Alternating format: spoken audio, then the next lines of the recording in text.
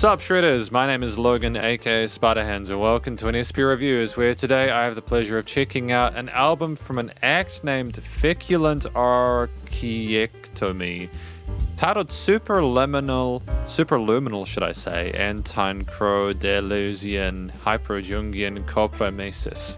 And if we switch over to here, this is the album art.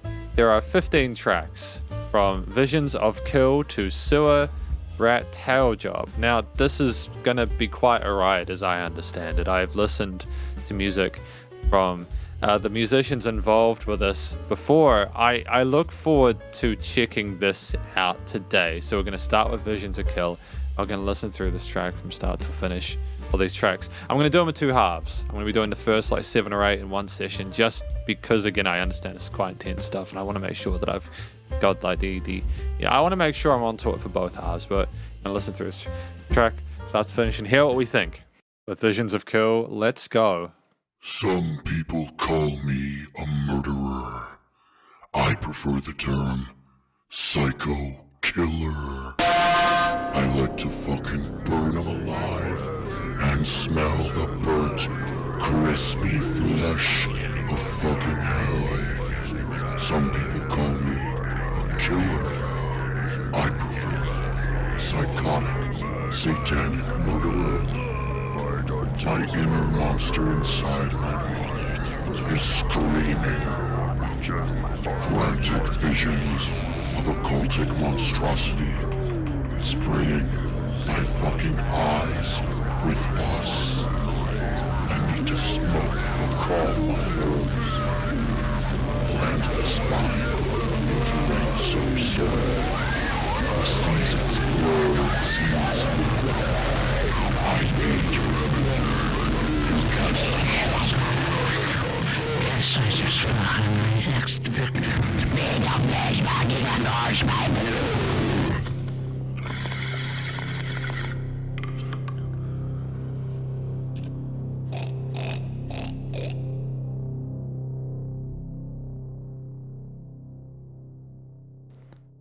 Okay.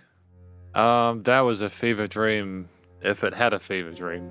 The Visions of Kill, it's about a sort of, I suppose, a serial killer or like a mass murderer talking about what they are into in regards to killing people, and it's pretty full on and intense. And I suppose the vocals on the side were the different voices in their head, and you just had this gradual crescendo as you went forward there. Kind of implementing or insinuating that they were not particularly well in the head. And then you had some bottles clinking or something like that and some oink sounds. And that was the track. That was the intro to this. If there is anything more you need to sort of indicate the kind of ride you're going to have with an album, I'm not sure what else you need. Because again, Visions of Kill, I suppose Visions of Kill, you get the perspective from a murderer, so it makes sense.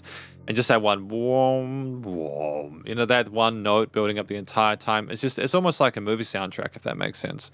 The production is solid, though. I appreciate the work done with the panning of the various vocal parts, though. I think that's kind of dope, though. So track 2, we've got Cannabis-Induced Gourmandization of Mangled, Putrifying, Rectal, Mucous-Drenched Prostitute chunks.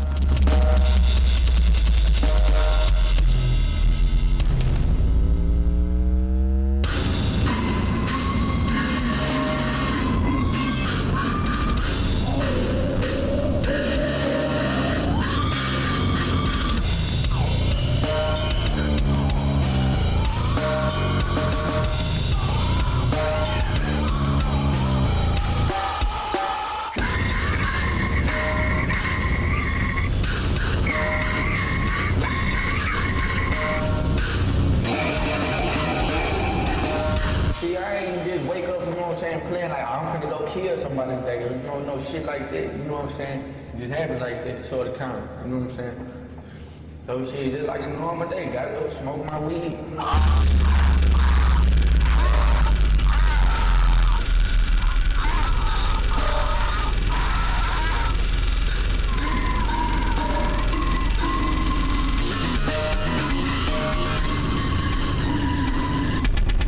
I mean, it's just fairly intense, isn't it? The sort of drums there, what was it, like talking about killing someone or smoking weed there? The vocal take on the right side there, the pig squeals.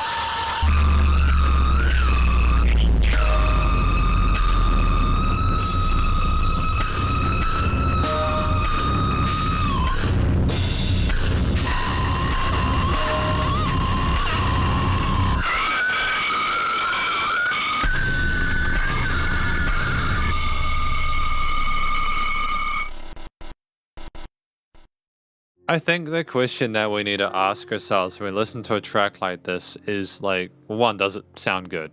Now, depending on your tastes in music, this could arguably sound pretty not like most of anything you've ever heard in your life. That I've heard stuff when I was growing up as a teenager. I heard some pretty avant-garde stuff, and so I'm not super duper alienated by this. Is it their interpretation of what the title is? I would assume that to be the case. Is it an interesting, unique sound? Yeah, I think the processing of the drums with the guitars, with the pig squeals, with the very synthetic elements combined with this, the vocal sample in the middle for context thematically, I think that's great. And again, I can tell they understand the studio side of things because of the fact that, you know, like things are quite well leveled despite how pushed they are in the limiting. Like it's bit crushed at this point. It's just simply a situation where if I look at it from like more of a, hey, you kind of ironically have to simplify it, which is potentially not what the musicians involved want. It's a primal thing where you focus on the rhythms, a few of the notes there. There's a few tritonal kind of hammer on pull-offy bits, but yeah, basically it's all about the groove, the sense of rhythm with the drums and everything like that. The noise aesthetic, the sense of intensity with those vocal parts there. It's cool. It's cool. I'm not particularly overwhelmed by that. At first I was like, what have I got myself into? But then I think there was as much of enough of it to kind of be able to go, oh, okay, I get it. This is to kind of create a sort of a quote unquote vibe with it. We got track number 3, Born with Gums to the Curb.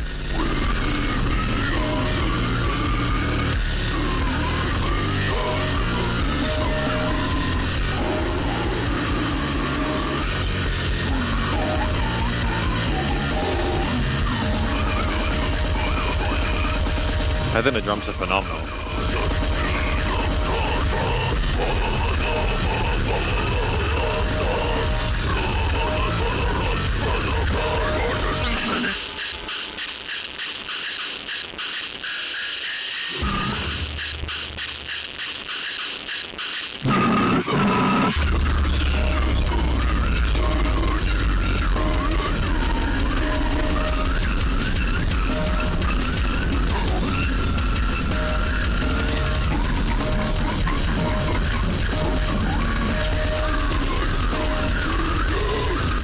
I noticed they have the St. Angus snare in there. That's kind of dope.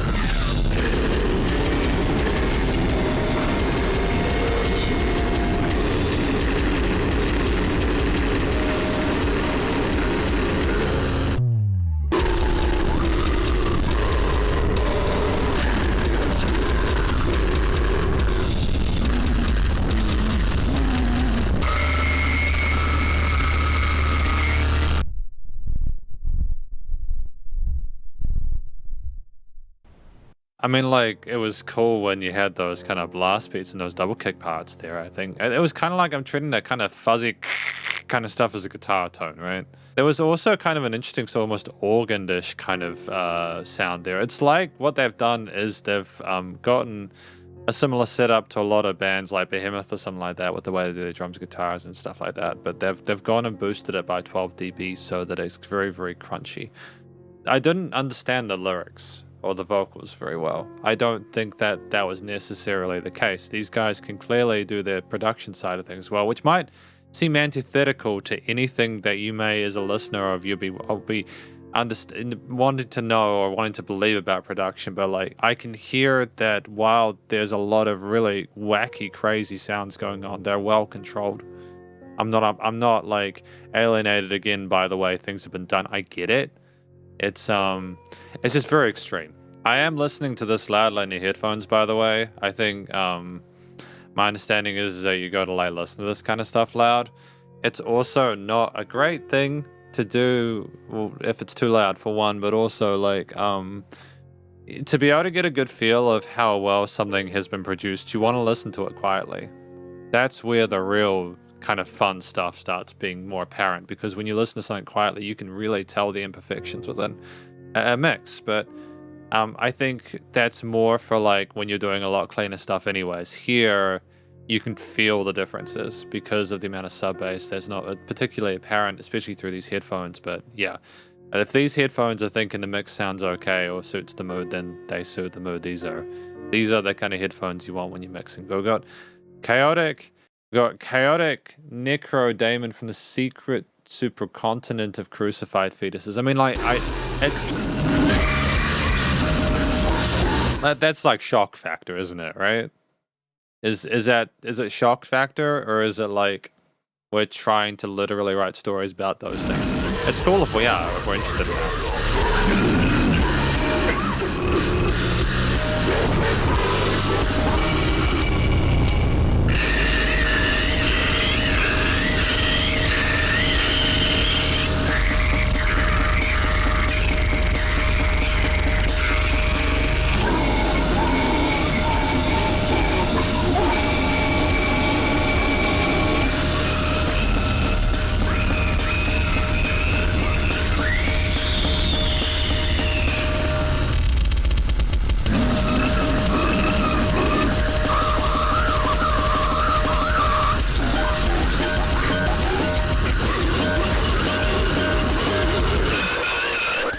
Sorry, I've just got a really dry throat. I'll be right back.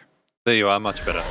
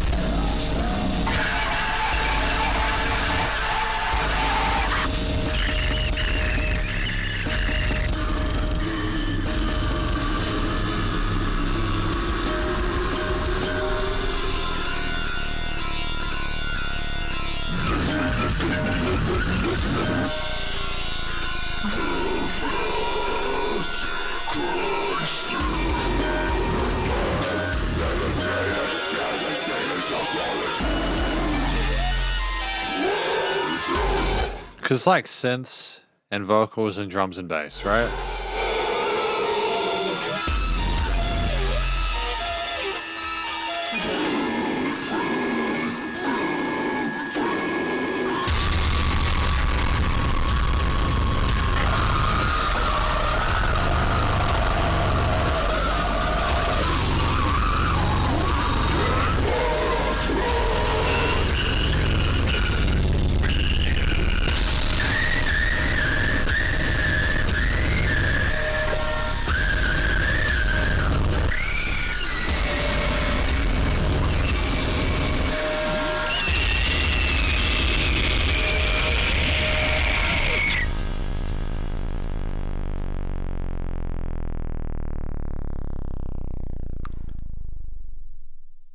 Ironically, it makes my job as a reviewer a lot easier when I listen to tracks like this, where I feel like it's a shared experience regardless of how little or how much you know about music. When it's more about the force of sound, or it's more about the noise or the way it's trying to front itself, more emotively speaking, I think most people can relate and they'll have very vivid associations or opinions on it. If I remove any sort of obvious comments about the way the tones sound and the kind of shrillness of it, I think that the drums are phenomenal. I heard some interesting guitar and keyish parts. There are some synthy bits there, the interesting melodies in that mid-range, which were kind of nice. There was a bit of development there in that range. It wasn't more sort of like kick focus with like blast beats and galaxy blasts and stuff like that. It was kind of smooth. The vocal style, there's more screaming and there's more growlies, and that's cool, man. Again, I like the texture of it. I think at this point, if we're not getting the words through clearly, you kind of want to focus then on the effect of it. And here we have the effect of it feeling like 1,000,000 tons is falling on your skull. And I think that makes sense. It's cool. It's a nice loud track, and it's definitely a journey from start to finish. There's definitely no filler. There's no filler within it. I don't think there's any points where I have been disinterested with what I've been hearing. It's just simply that my throat's a bit dry at the moment because I've been doing a lot of talking recently. Had a lot of reviews to do recently. I've only just gotten to this one today. And this is a really nice way to end the week. I'm being genuine about that. It's a nice way to end the week. A bit of a fun one, you know?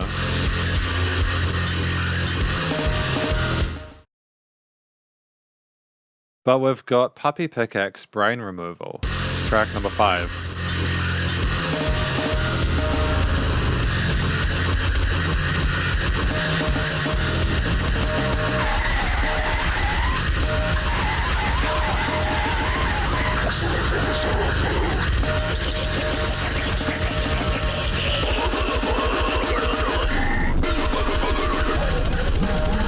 I just want to also just check something real quick. So I've just realized that through Bandcamp, you actually can sometimes get a copy of the lyrics as part of the recording. The issue I have is that because I got this download via Bandcamp, is that the lyrics haven't come through. So at this point, people may be wondering, well, why don't you check the lyrics if you can't understand them? I just don't have a copy of the lyrics. And at the time of reviewing this, I don't know what. It's not on Bandcamp yet because it hasn't been released. It's due to be released on the 20th. So if you're watching this today, the album is out on Bandcamp. And if you like it, please do support the musicians. But if you're wondering why I haven't been looking through lyrics, it's because I can't find them. Now, what I will say, to be fair, is that from my perspective, if you want someone to be able to know the lyrics to a song, they should be able to understand them in the song. So for me, if you want the lyrics, like if it's okay if you want it to be so intense that people have to read through the lyrics afterwards. As a reviewer, purely from a platonic perspective, I would argue that the listener should be able to understand the story in some way, shape, or form without needing to read the lyric sheet attached, if that makes sense. I understand that, like, it's okay if we want to do it like that, but that's my comment on that.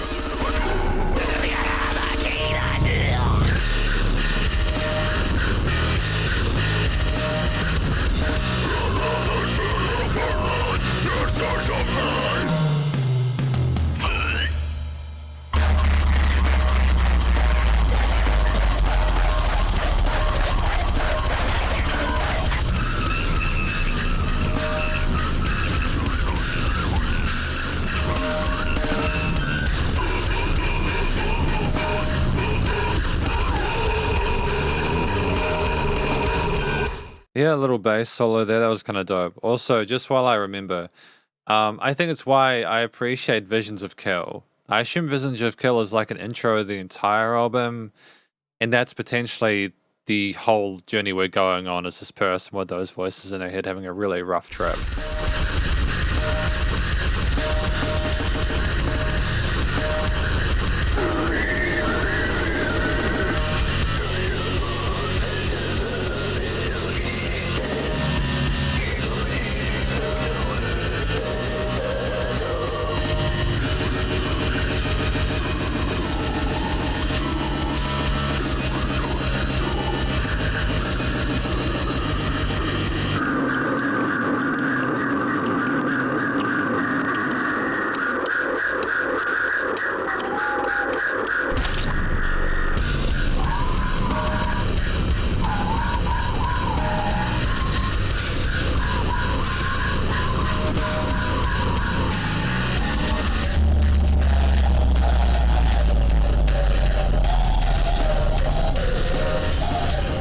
Interesting shift of tempo there.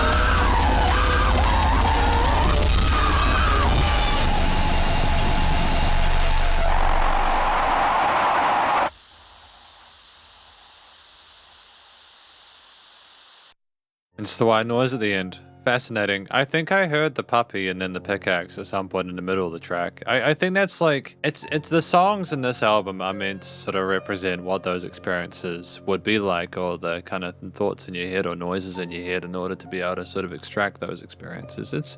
We seem to, again, it's like organs and or like synths or whatever, and bass and drums there, and just ferocious amounts of stuff going on with those, with the drum kit percussive patterns and stuff like that there. We do have chugs, chugs on the guitars, some interesting melodic parts occasionally, but it's more about the going to the zeros and doing palm mutes and such. Lots of range with the vocals there. We had some kind of squealy, kind of shrieky stuff on the right side, then some growlies on the left, and then we kind of had them both come in at some point. Nice to have those kind of surround you in the headphones there.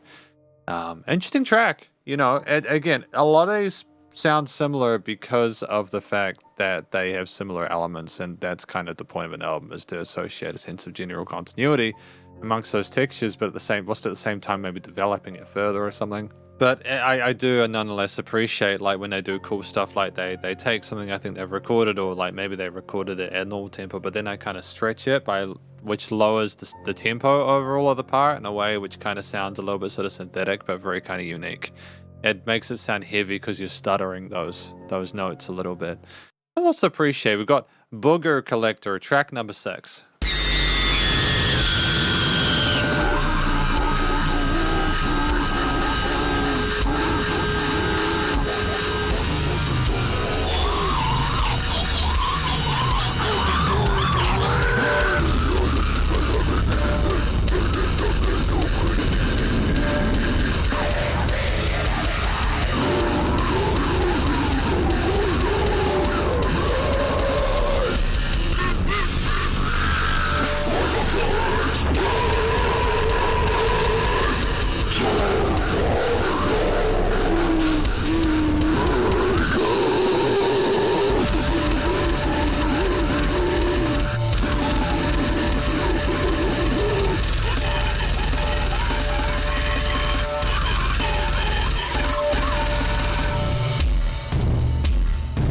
And bass, the sub drops, man.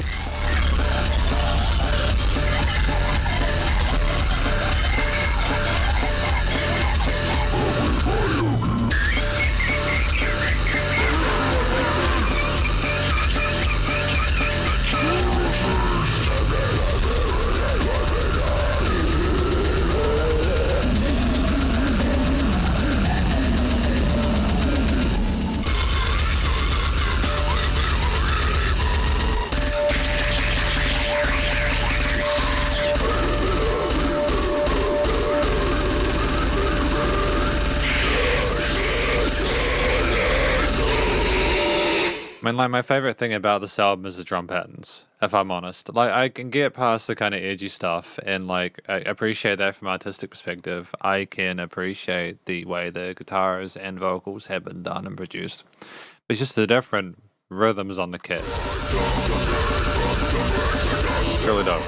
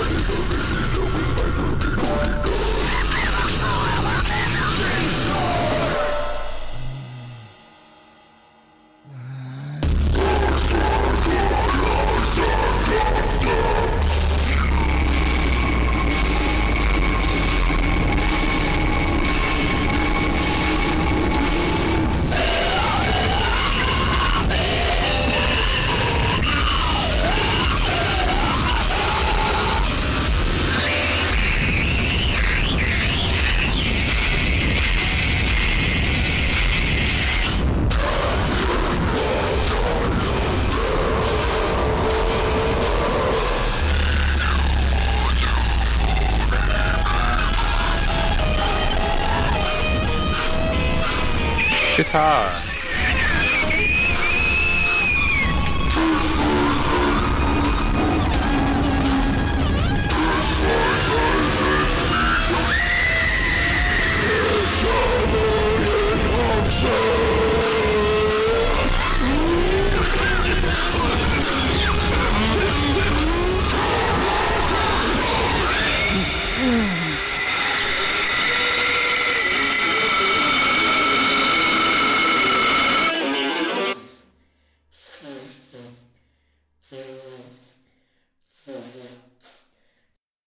And we got the Booger Collector at the end with someone blowing their nose to collect it.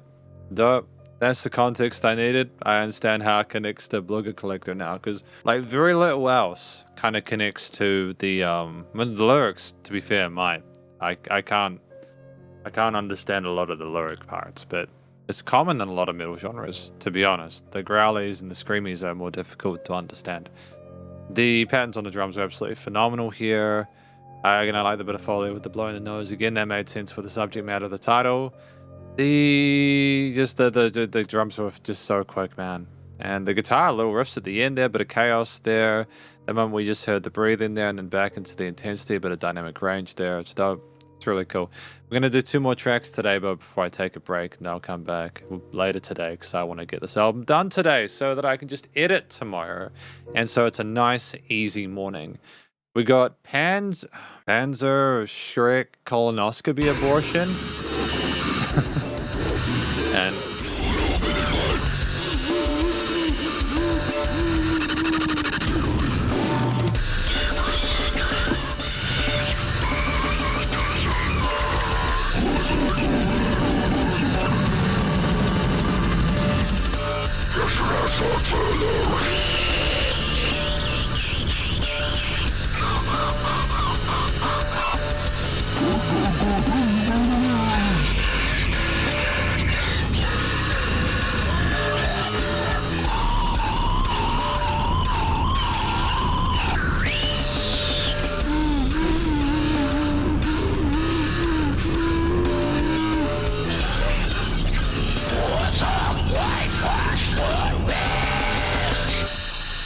wait fast for me. I am like legit. It may seem like I'm being facetious. I'm not. I am legitimately trying to understand.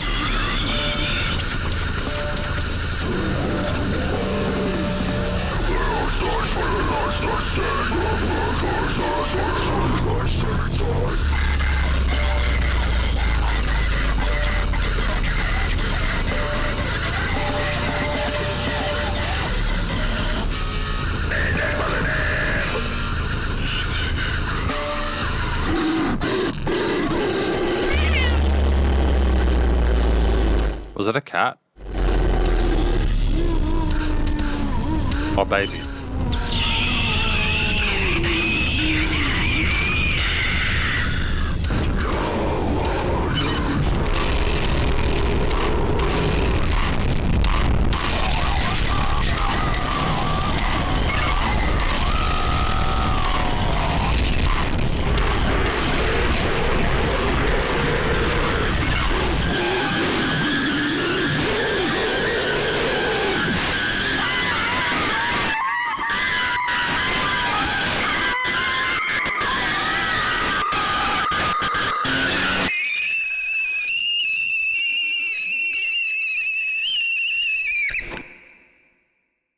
So that was horrifying. I think that's the first time in this album I felt genuinely kind of uncomfortable. Just the screaming at the end with the flickering inward to the stuff on the side there, going center, side, center. That was kind of cool. I think that was legitimately interesting from like, say, an atmosphere perspective there. The use of panning for those elements there. Again, like a lot of the synthy organ parts there with the tritones and the uncomfortable diminished sort of like intervals and stuff like that. And the way we stuck to the minors and went with some Phrygians or whatever, or we made it deliberately gross sounding there with the harmonies. The drums ferocious as well, lots of squealies and interesting sort of like pitched sounds and kind of like it's like a horror film. If I'm honest, it's a horror film within an album, and I think that that's probably what they were trying to go for. A lot of stuff in this genre tries to go for, and I Got to show some love for that. It's effective. You know, it makes you it makes you feel things even if you don't entirely know what's going on. I suppose that's half of it. We got Lightspeed, Jackhammer, Castration, Pandemic. Hang on, we're gonna have to edit that one. Pandemic. Oh, it was just Pandemic at the end. The last track before I take a break.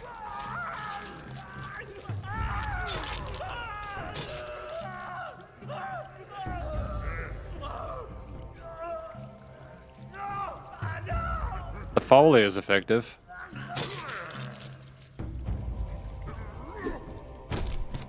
Yeah. Are you okay?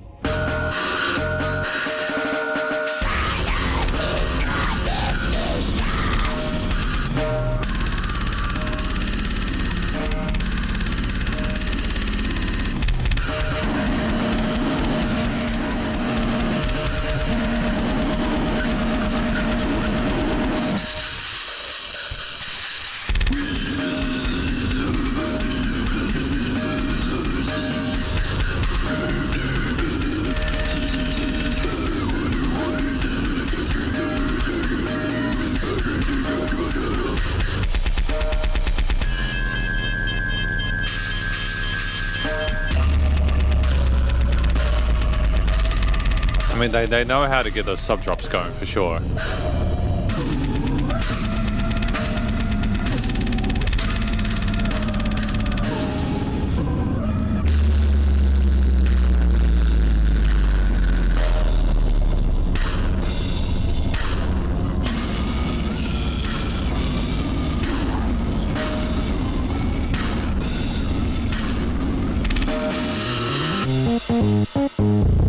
That's a fun bass synth.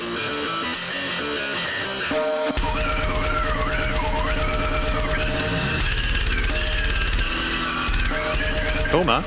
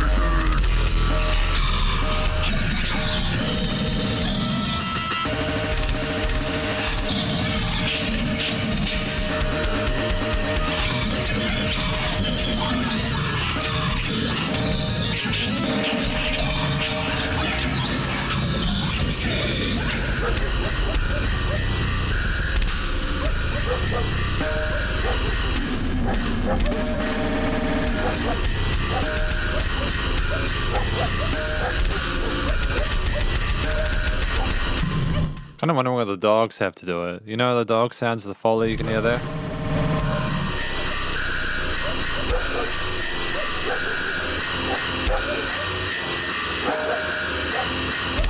Automation of the tempo, nice.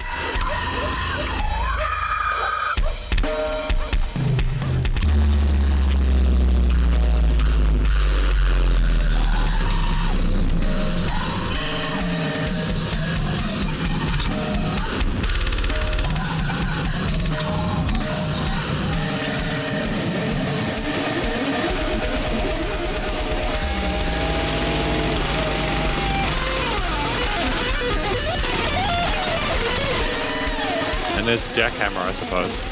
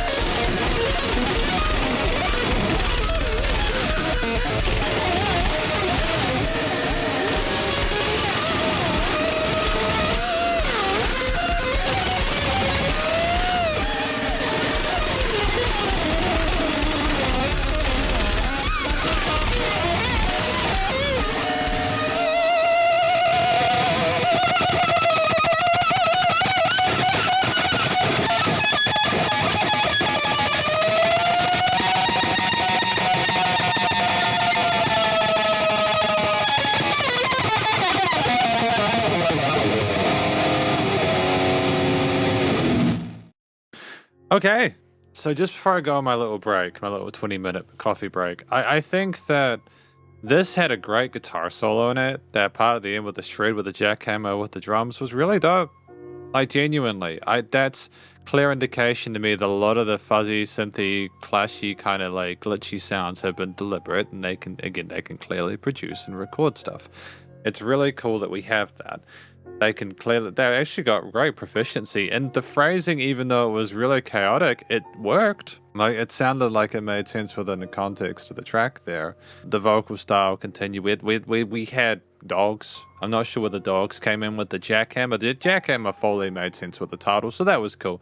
So I think there's not enough for people that don't necessarily understand the vocals or what's going on here to kind of figure out what's going on from that part plus the track at the start. So it's kind of an album that you need to listen to from start to finish, you know, which is why I'm glad I get to do it today. But the production is tight. It was an interesting bit of sort of sampling at the start with the guy kind of screaming, getting sort of cut open by the monster. Then the Are You Okay bit before things got loud again. That was kind of wild. It was the first long track we've had within this. I think there's like just a nearly 8-minute song within this album somewhere, which we'll check out in the second half. But I just want to sort of say at this point, I'm feeling a bit more positive about this album than I was at the beginning. I wasn't sure how much range there was going to be, whether it was for like the effect of it rather than the musicality of it, but I think there's a bit of both. So check that out soon. And we're back for tracks 9 to 15. 9 to 15, yeah, 9 to 15. Yeah, that's right. So Infant Skull Shrapnel Grenade. Let's continue.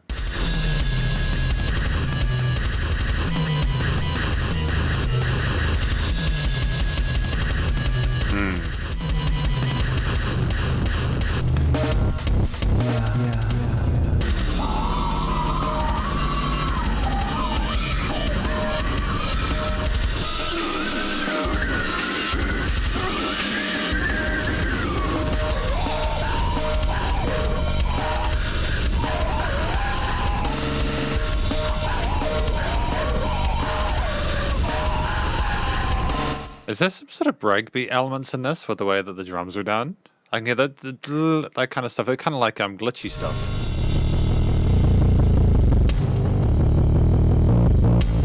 Ferocious bass tone though.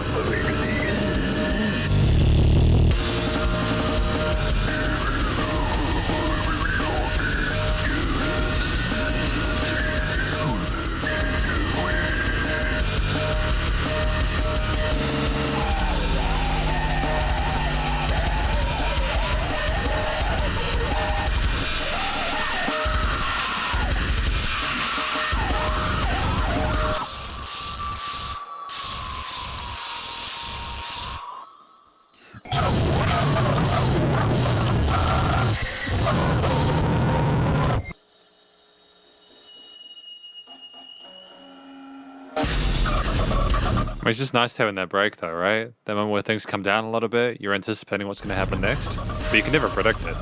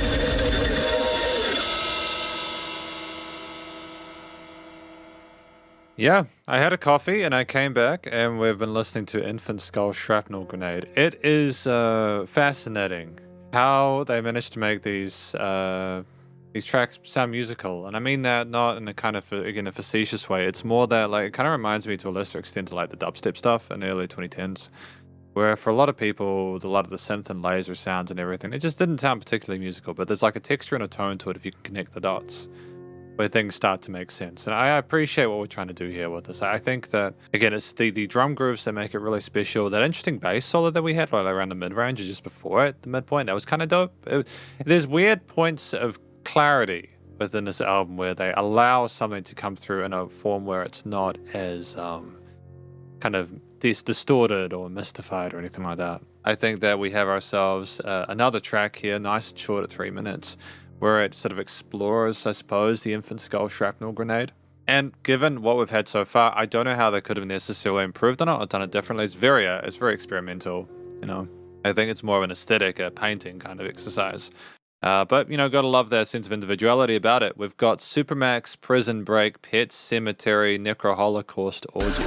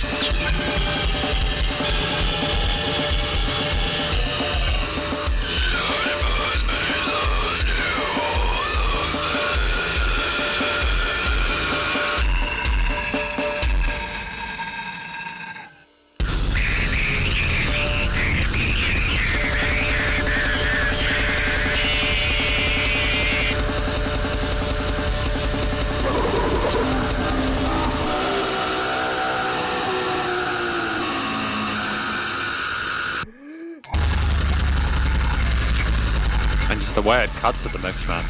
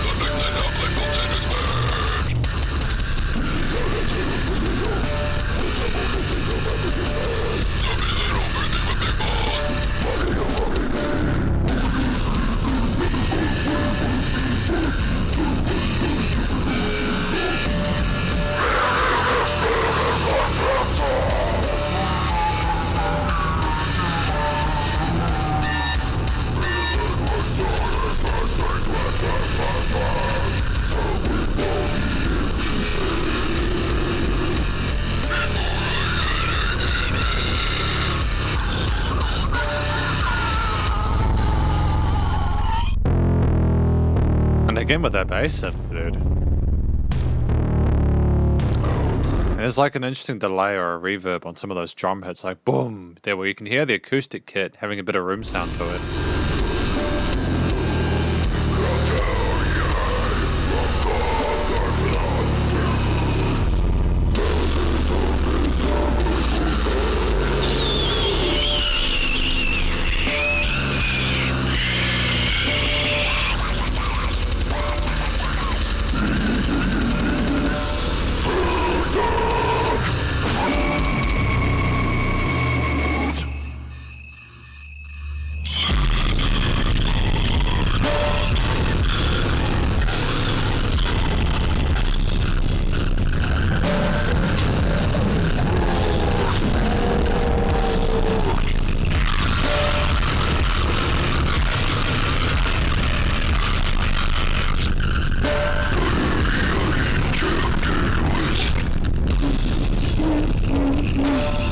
Injected with what?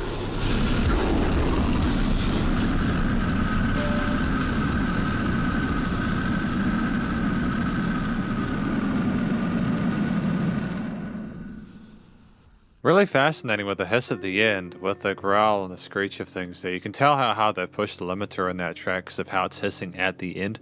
Things just don't stop there. The lowest possible sounds without a noise gate have been risen to be that prominent. It's another, like, I liked when we had the vocals on the sides there, and when we panned them in an interesting way there to kind of have them sort of stretch out amongst the stereo field there.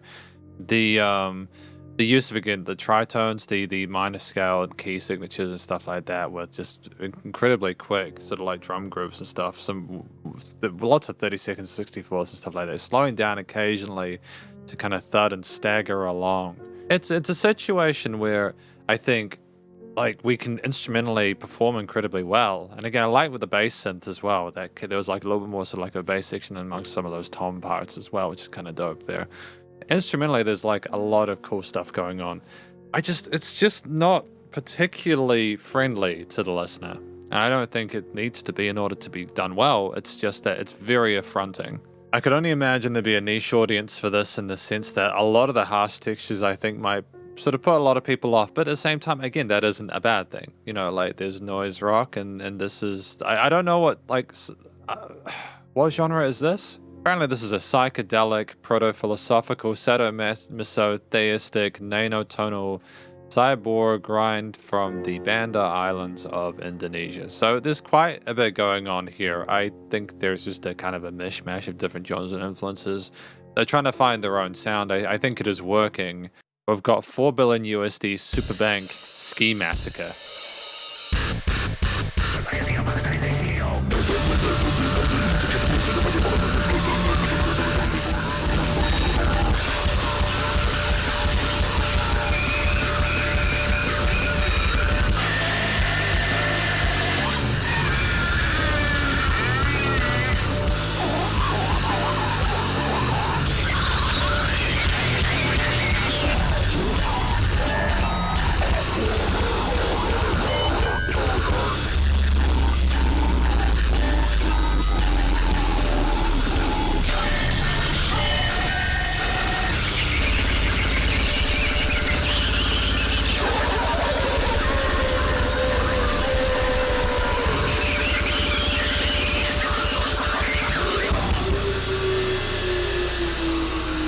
So there's grunts and then there's screams and there's like high pitched kind of distorted stuff going on.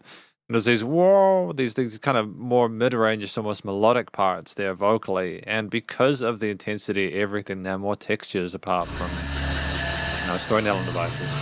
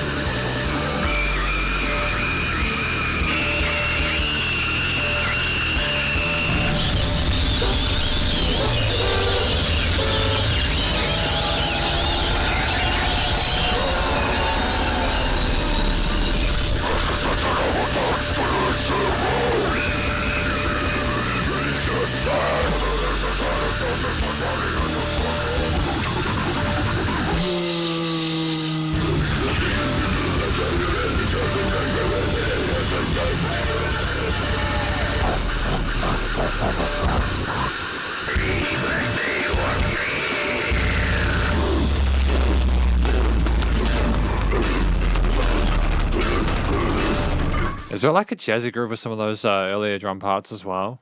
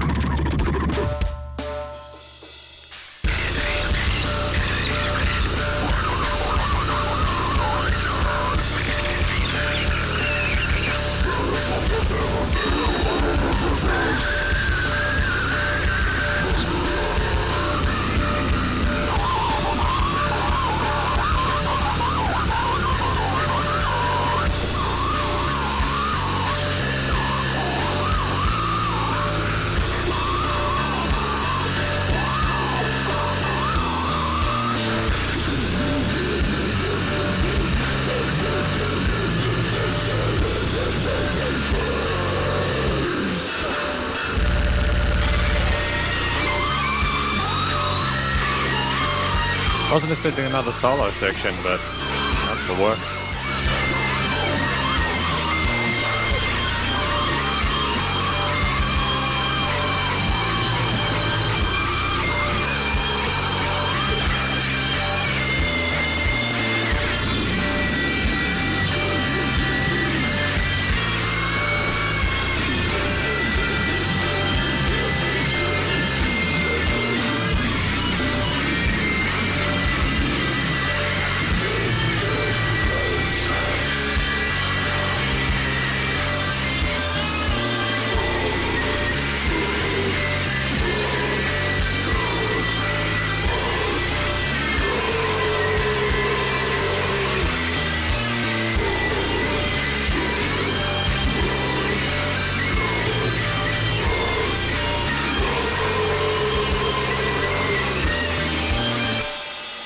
Were we rolling with the pentatonic scale over top of that? Like, were we kind of just like riffing on top of that section with the pentatonic scale with the tritonal kind of harmonic backing of the guitars, and then the bass line rolling with the root notes?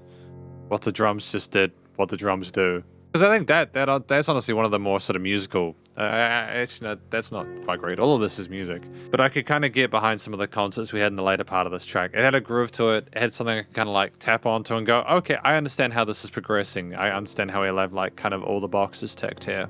It felt sort of more calculated at this point. There have been lots of other points in this track where like there's things that have been cool sort of like ideas and concepts and stuff like that. But I just think here was one of the times we've gotten closer to like a lot of the other music that I review. We have like sort of key components that usually taken for granted, but here it's just so different that you don't know what you'll necessarily expect. And that's a good thing, by the way. I think it's nice that it's not predictable. It's just the thing I'd say about this album is that if you are not used to this music, it'll be one of the hardest albums you'll probably listen to in your life, because it's deliberately trying to sort of get you to back the fuck off. It's really, really full on, but at the same time, I have to respect the fact that music doesn't need to be easy to listen to, as I've said previously. With the production quality is tight, though. We know when to distort, I suppose, and when not to distort. But we've got My Bare Knuckles Smash Christ, track 12? And this is a near 8-minute one. The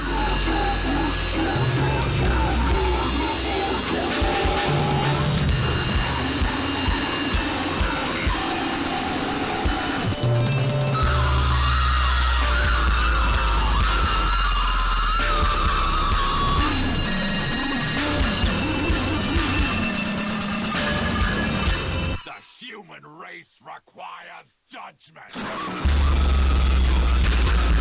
So that's the smashing Christ part, right?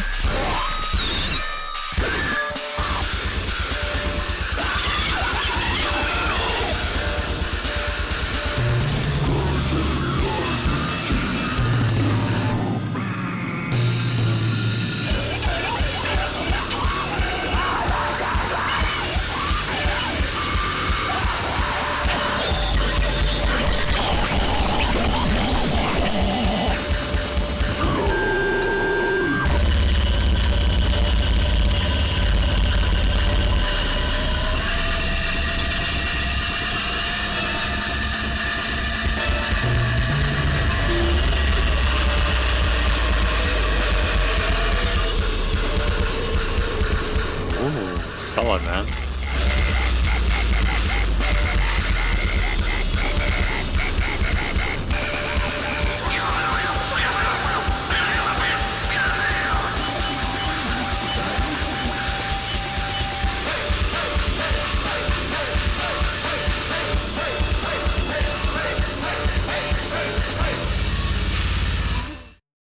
So the hey hey part, and then like the kind of cat screechy sounds there with like the 32nd and 64ths. What are we implying there?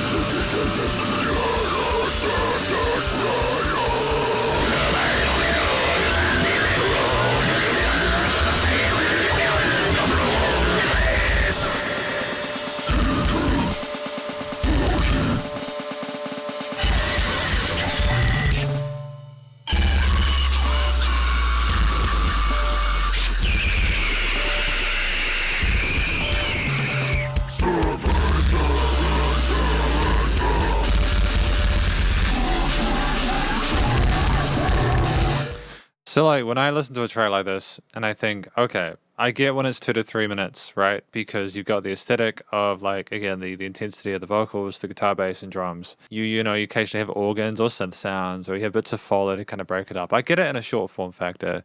And I also understand that like for a lot of people, music is about freedom and expression, creativity, and it's about making something you're happy with. I respect that. From a review standpoint, I don't know if this track benefits from being 7 and nearly 8 minutes. It's a lot, you know? It's a lot for 8 minutes.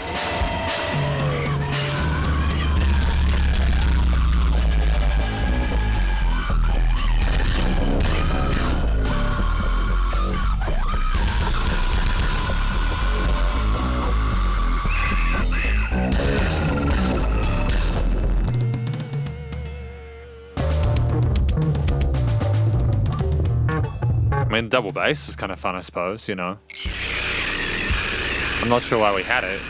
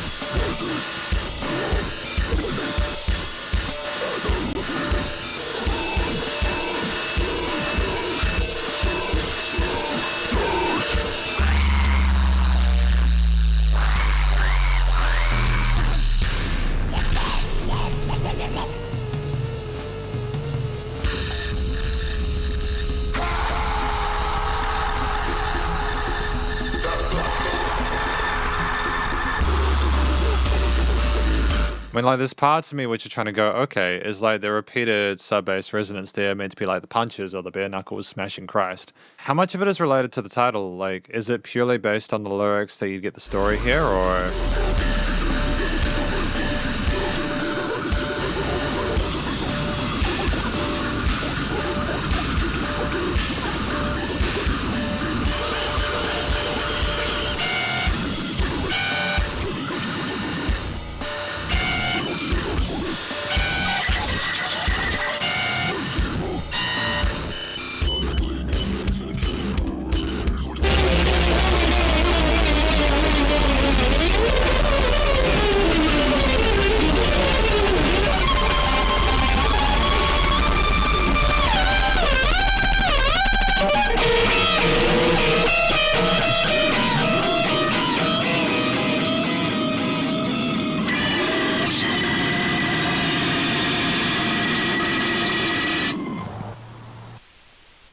Okay, so that was My Bare Knuckles Smash Christ. Now, it did sound like Christ got a hell of a beating, if that was what was going on here.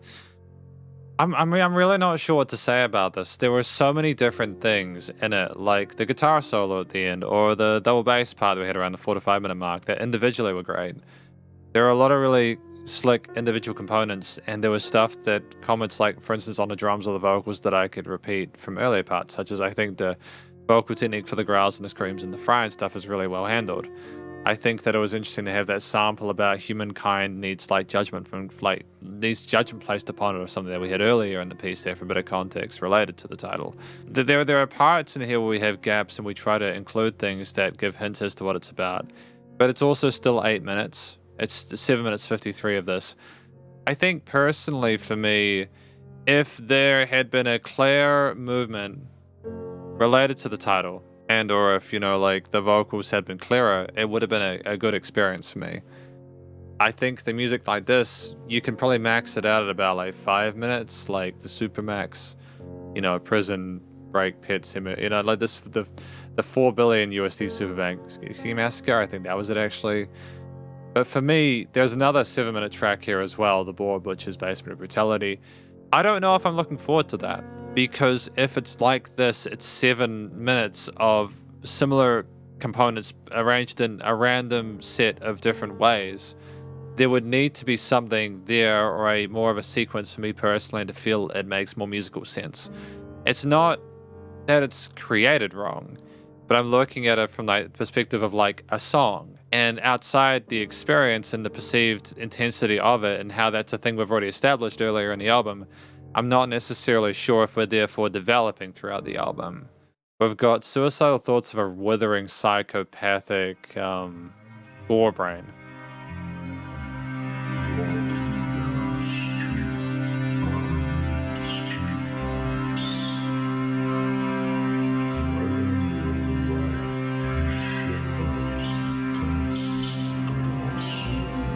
It's called Up the Strings.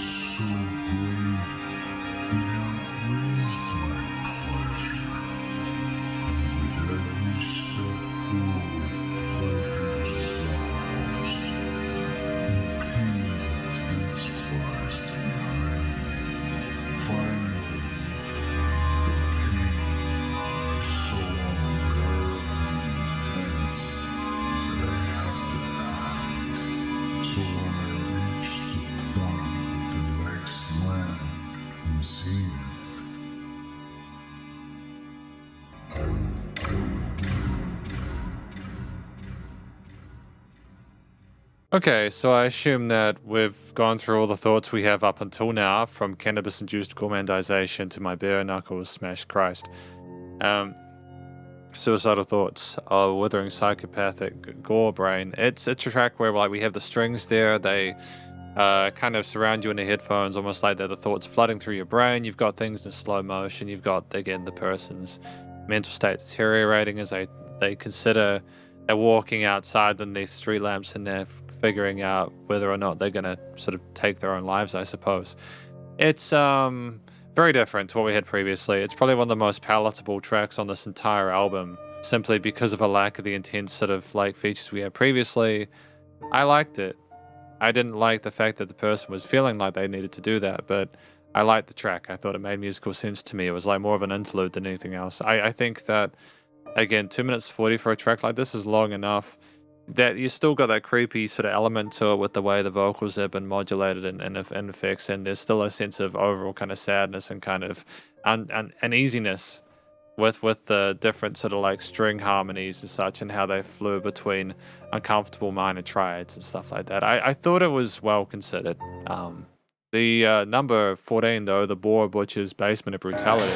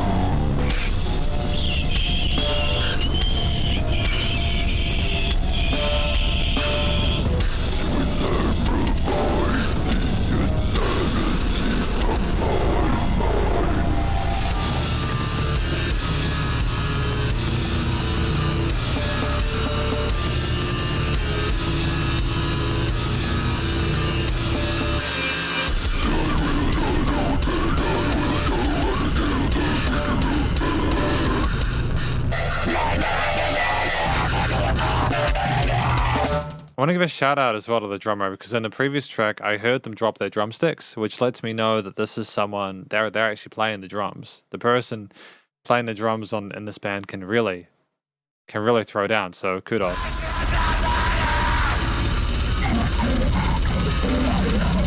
I'm being serious, by the way, you know.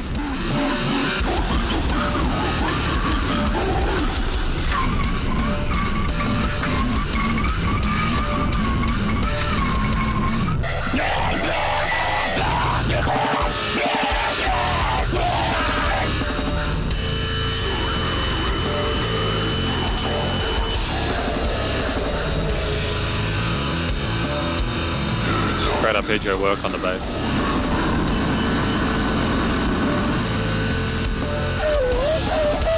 That boys have to die.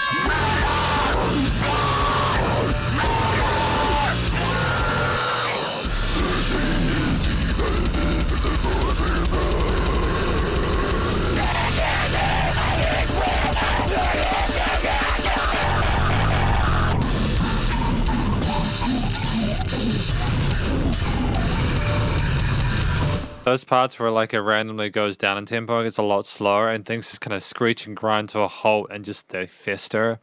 That's really effective in regards to the overall sense of heaviness to it.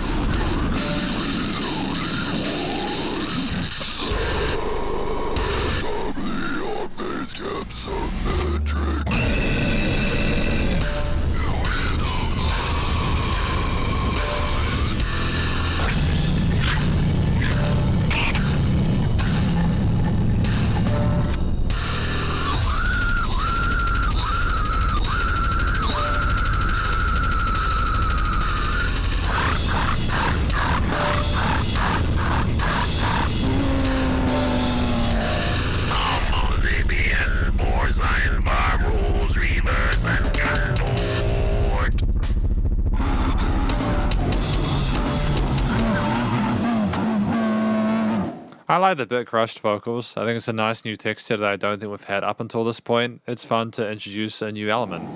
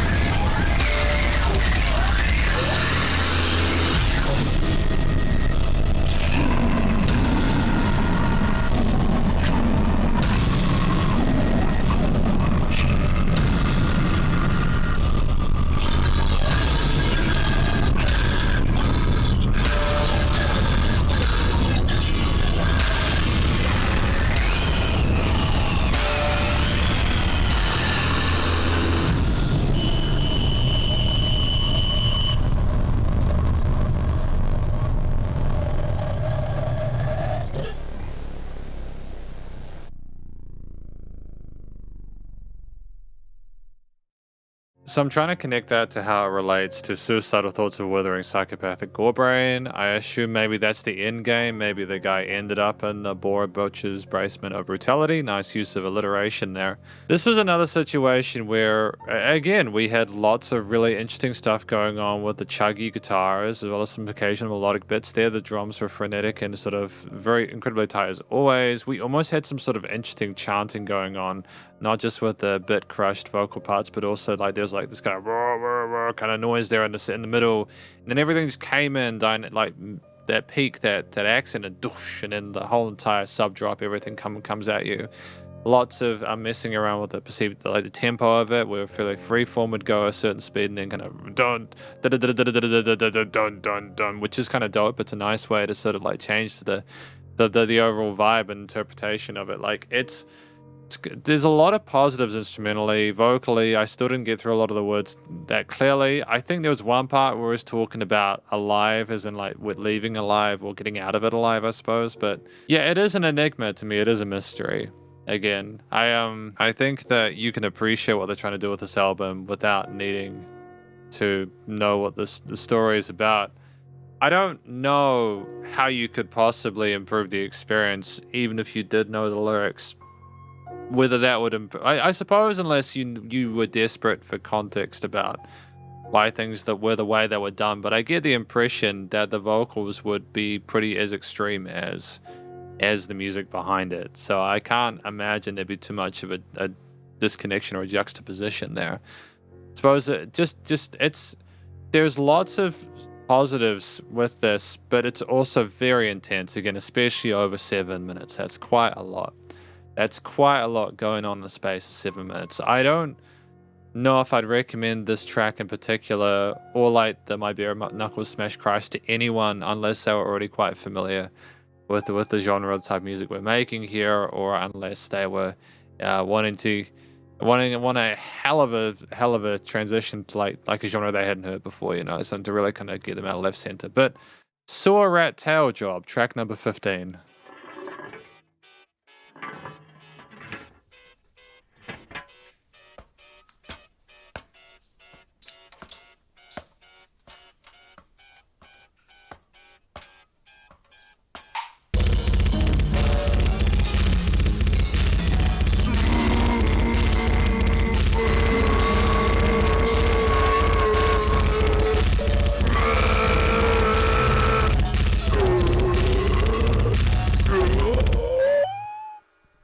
Okay, we got a Rat Tailjob. They ended up in the sewer after going through the basement. Right, okay. I'm gonna give my honest thoughts about this album. For me, as a music reviewer, I'm pretty open-minded. This was probably a little bit too much for me, if I'm honest. I don't know if I necessarily enjoyed my time with it. If I'm really honest with it, I don't know if I enjoyed my time with it. I think this album from an actor named Feculent Orchiectomy, titled Superluminal Antinecrodeleuzian Hyperjungian Copromesis. I think this was an album that they made for them, or for people who are fans of this genre. It's very much an album which is deliberately intense and over the top, and it's incredibly aggressive, and it wants nothing. It will give you no leeway. It is not patient. It is an album where there is a lot of really intense subject matter from the titles alone, let alone the lyrics, which I think will be available on the Bandcamp release and stuff when that's on the 20th of April. So if you want to have a read through the lyrics, you can go to the Bandcamp and you can probably find it there. I don't have a copy of the lyrics, but it's a situation where I think, I kind of get it. There was a serial killer and they were talking about what they wanted, and then they ended up getting a tail job from a sewer rat. That was the end of it. You know, that was where we ended up. That's the progression through here. All these weird, crazy thoughts and hallucinations and stuff culminate and ending up in that part in the sewer after having a walk outside under the street lamps. So it passes the litmus test of having a journey through it. I mean, like, I can admire a lot of the stuff within it, but I don't necessarily think I enjoyed it. It was not that it was written poorly or performed poorly, or that I don't think it's bad music. I think that the purest form of artistic creation is when you don't really care about what other people think, and that's basically the epitome of what this music is. They do not care about what other people think. So, ironically, I'm reviewing it, but it's a situation where I think, if we look at what they've done, as opposed to what it means, I think there's a lot of value there.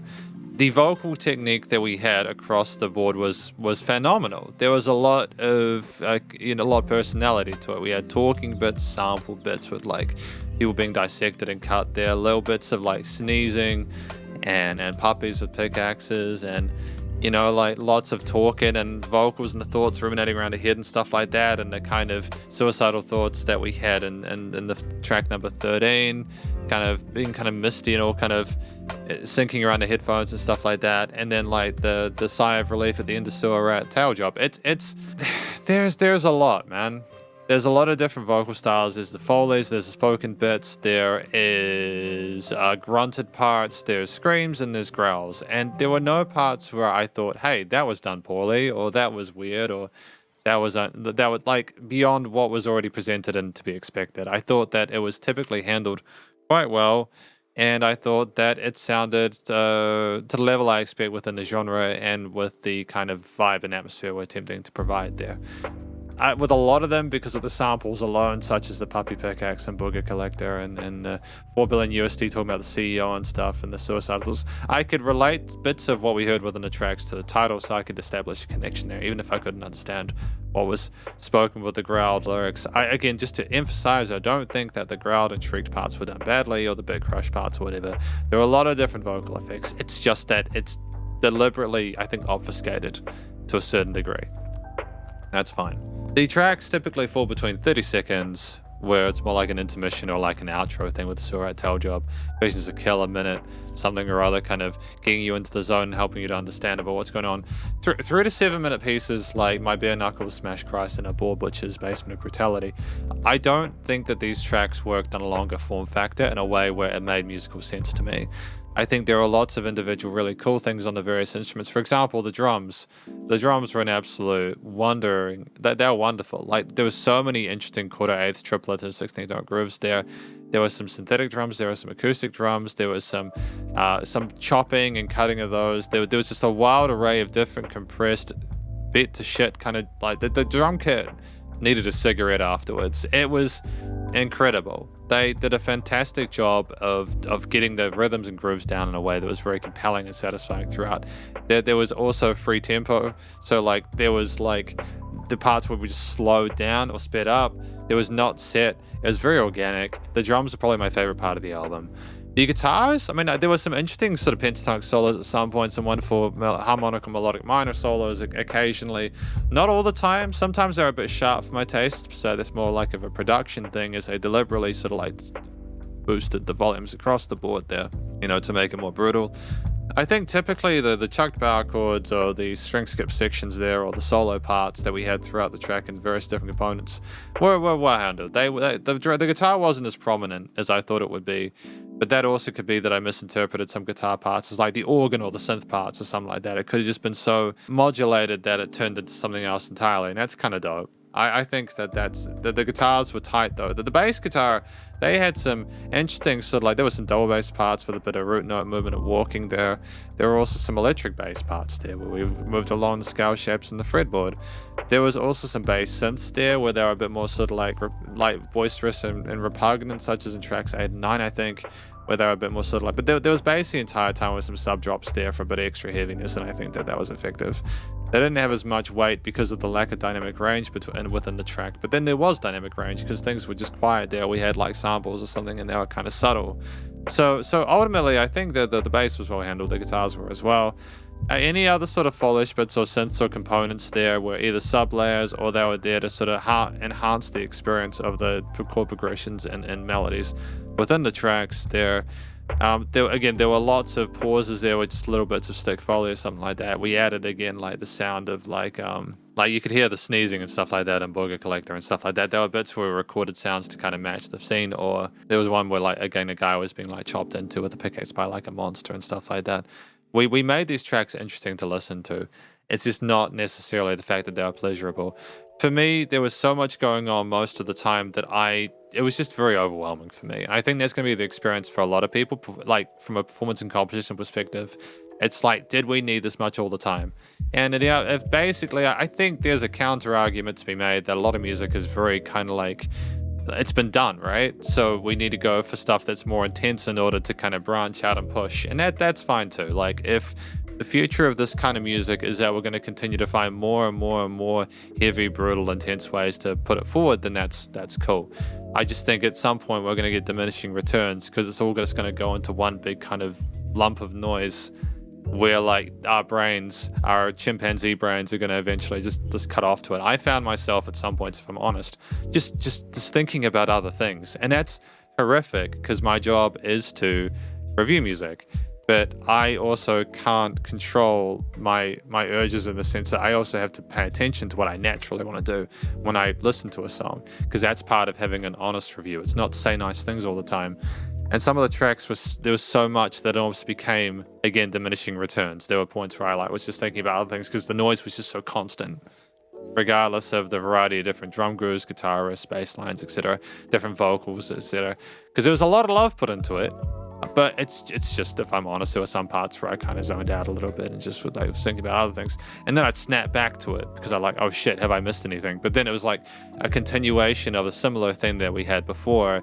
And it might have been slight pauses or something like that, or like a tempo shift, but it's the kind of same iteration as something repeated, but in a different way because they're aware they kind of have too much of the same thing.